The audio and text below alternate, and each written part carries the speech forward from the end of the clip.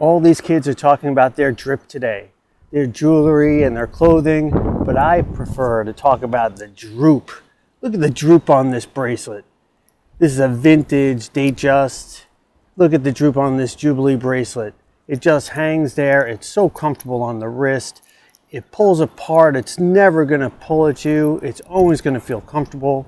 So if you're like me and you love the way these old bracelets feel, and that's where you are in your watch collecting journey, then I invite you to take a trip to Jangletown.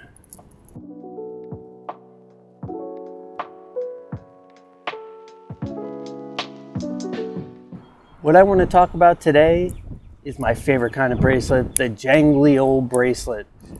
The ones that clink and clank as you kind of shake it. The ones that sort of droop down on your arm as you wear it.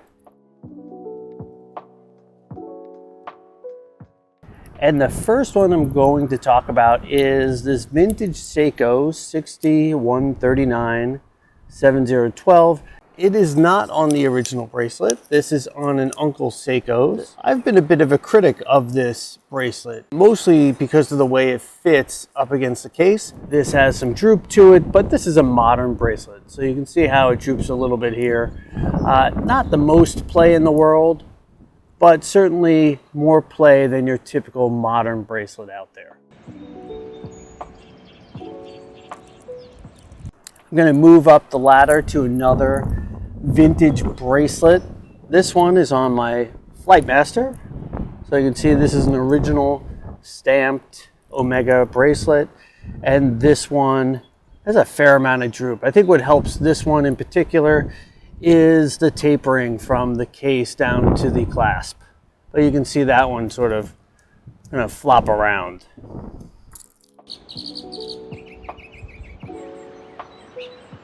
The third bracelet I want to share with you is on my 1970s Heuer Carrera 1153. So it is an absolutely gorgeous watch, and I just love this Beads of Rice Styles bracelet. And you can see kind of the droopage here. It just sort of falls right off. There's a good amount of play between the links here, and it just gives, you know, it's got that kind of flex there where you can kind of shake it around. Will drop down on your wrist, but so comfortable.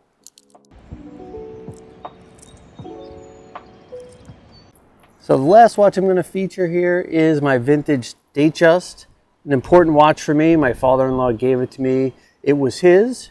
He gave it to me when I got engaged to his daughter, my wife. And this, my wife Oksana. She's a boring. And you can see just the amount of droopage here. I mean, look at this. Look at the jangle on this one. It is just flip-flopping all over the place. And you can kind of see, just kind of shake it there. The way it kind of drops down. There's a good amount of play there, and it is just so comfortable on the wrist. This has just an amazing amount of jangliness. I mean, just check this out. Just look at that droop on that.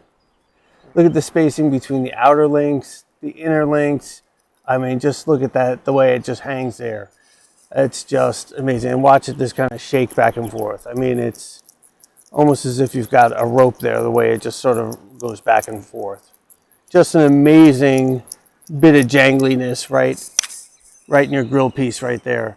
Those are the four. This one is obviously the most jangly in my collection. But just to recap, I showed you the Seiko 6139 712. That's on an Uncle Seiko's.